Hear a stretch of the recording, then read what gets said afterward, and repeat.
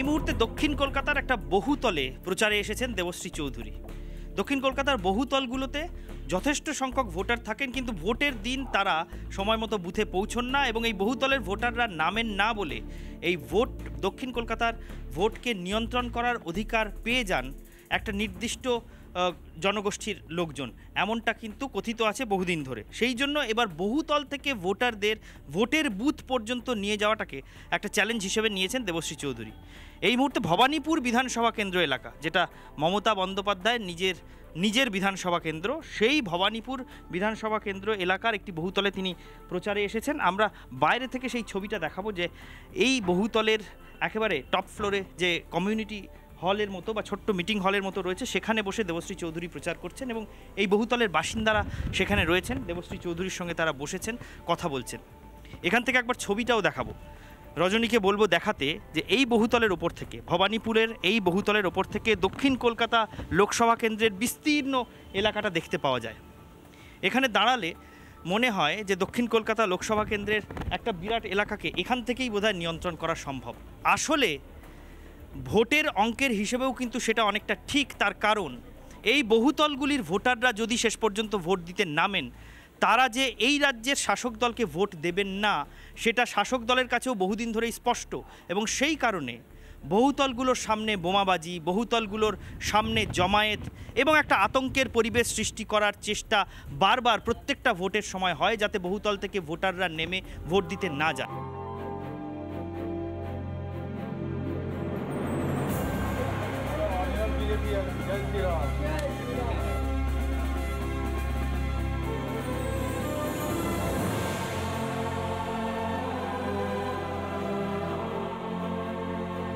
ভবানীপুর মানে মমতা বন্দ্যোপাধ্যায়ের নিজস্ব বিধানসভা কেন্দ্র, তার নিজস্ব নির্বাচনী ক্ষেত্র, সেই বিধানসভার একটি বহুতলে এই মুহূর্তে বাসিন্দাদের সঙ্গে মিটিং সেরে বেরোলেন দেবশ্রী চৌধুরী।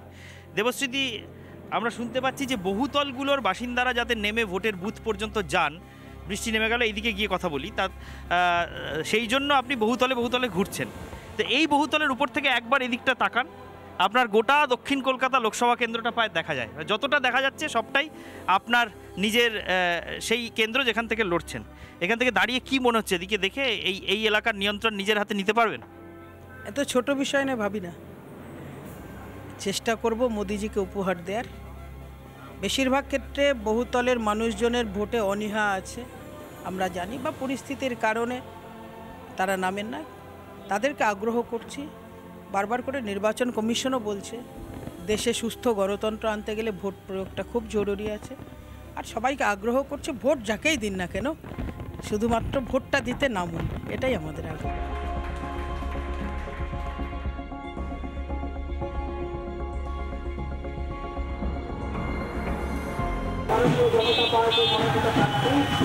আপনাদের সঙ্গে আপনাদের এলাকায় এসেছিলাম, বারবার আসছি, শুধু একটাই বলতে যে এবারের লড়াই দুর্নীতির গড়ভাঙার লড়াই, এবারের লড়াই অন্যায়ের বিরুদ্ধে লড়াই, এবারের লড়াই 24,000 শিক্ষকের যেভাবে বাতিল হয়েছে শুধুমাত্র তৃণমূল সরকারের লুটতরাজ ঘুষ খাওয়ার জন্য, সেই সমস্ত 24,000 ছেলে মেয়ে এবং তার সঙ্গে তার পরিবার 1.5 লাখ লোকের চোখের জলের বিরুদ্ধে লড়াই। এখন দুপুর 2টো বেজে গেছে। কসবার পদযাত্রার পরে আবার এক দফা ভবানীপুরের বহুতলে তিনি প্রচার সারলেন। এবার ফিরছেন বিজেপির জেলা পার্টি অফিসে ঢাকুরিয়ায়। দেবশ্রীদি, এখন জেলা পার্টি অফিসে ফিরছেন ঠিকই, এই জেলা পার্টি অফিসটা কলকাতায়, কিন্তু এখন পার্টির মধ্যে মজা করে অনেকে বলছেন পার্টিতে নাকি 2টো জেলা এখন খুব স্ট্রং, একটা দক্ষিণ দিনাজপুর, একটা পূর্ব মেদিনীপুর। কেউ কেউ বলছেন যে রাজ্য সভাপতি তিনি দক্ষিণ দিনাজপুরের, রাজ্যে প্রাক্তন মন্ত্রী তথা একেবারে মমতা বন্দ্যোপাধ্যায়ের খাস তালুকে যাকে লড়তে নামানো হয়েছে দেবশ্রী চৌধুরী, তিনি দক্ষিণ দিনাজপুরের, organising secretary, general secretary organisation Amitabh Chakraborty, তিনি দক্ষিণ দিনাজপুর। আর অন্যদিকে পূর্ব মেদিনীপুরে রাজ্যের বিরোধী দলনেতা প্রবীণ নেতা শিশির অধিকারী, কাঁথির প্রার্থী সৌমেন্দু অধিকারী। এই 2টো জেলা নাকি এখন কলকাতাকে নিয়ন্ত্রণ করছে, কি মনে হচ্ছে?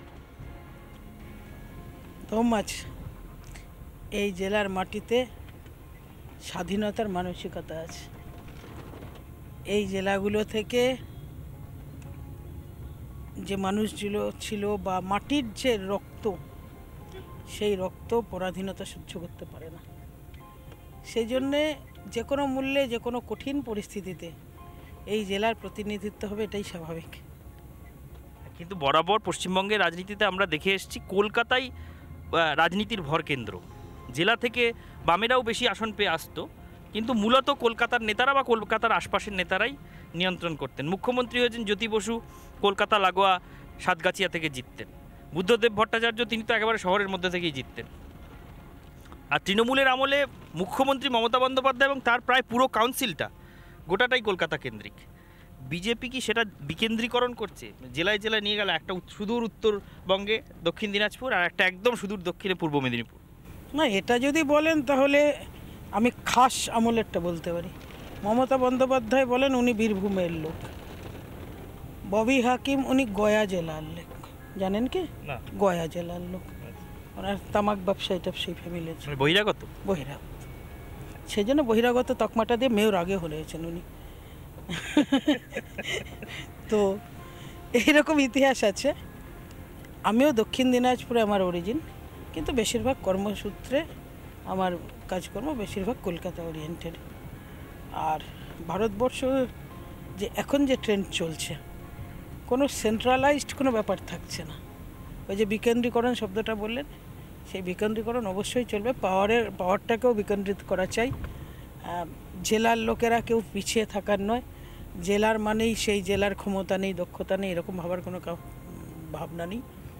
ক্যাপাবিলিটি সবার আছে, যার যেরকমভাবে গ্রুমিং হয়েছে বা যে যেভাবে তৈরি হয়েছে। আর স্বাভাবিকভাবেই চলছে এরকম।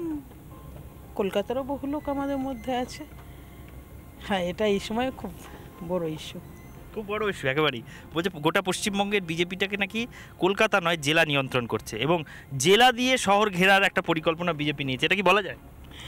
এরকম না।